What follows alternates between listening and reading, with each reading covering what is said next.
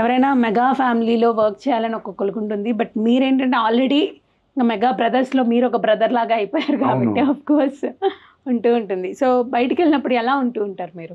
నేను ఏ cinema shooting చేసినా కూడా షూటింగ్ ఏమంటే క్యాట్ వరకు బాగా చేసేవాడిని. బాగా చేసిన డైరెక్టర్స్, ప్రొడ్యూసర్స్ బాగా సాటిస్ఫై అయ్యేవాళ్ళు. ఇంటికి వచ్చిన తర్వాత కూడా కొంతమంది నాకు జబర్దస్త్ బాగా ఎక్కువ ఫోన్ చేస్తుండేవాడు. జబర్దస్త్ సంతోషంగా ఉండేవాడు, బాగా మాట్లాడుతుండేవాడు. చిరంజీవి అంటే తెలిసిన విషయం కదా, చిరంజీవి గారు గురు అని పిలిచేవాడిని, చిరు అని పిలిచేవాడిని. దట్టు మీరు రూమ్మేట్స్ కూడా కదా ఇద్దరు? రూమ్మేట్స్. ఇన్స్టిట్యూట్ వెళ్ళేటప్పుడు మా రూమ్మేట్స్.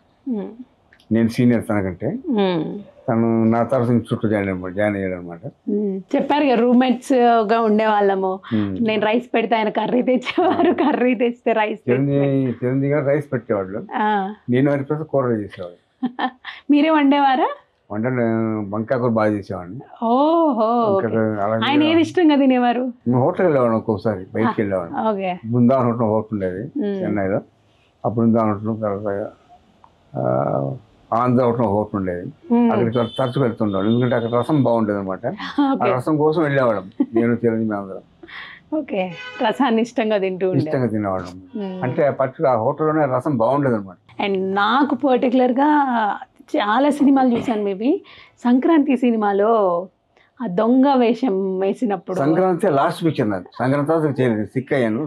మళ్ళీ యాక్ట్ చేస్తాను. సంక్రాంతి బట్ అంత బాగున్నారు సార్, సంక్రాంతిలో యాక్టివ్ గా ఉన్నారు. అవును, అప్పుడు బాగుండేవాడు. తర్వాత సిక్ అయ్యాను. ఓకే ఓకే, సంక్రాంతి బాగుంటుంది. సంక్రాంతి తర్వాత సిక్ అనమాట. ఓకే, బ్రెయిన్ స్ట్రోక్ వచ్చింది నాకు. ఓకే, ఆ బ్రెయిన్ స్ట్రోక్ కూడా నేను మరి సినిమాలు చేయలేకపోయాను. Okay okay. సో ఇంకా అందుకని ఇంకా మనకి బ్రేక్ తీసుకోవాల్సి వచ్చింది. తీసుకోవాల్సి వచ్చింది.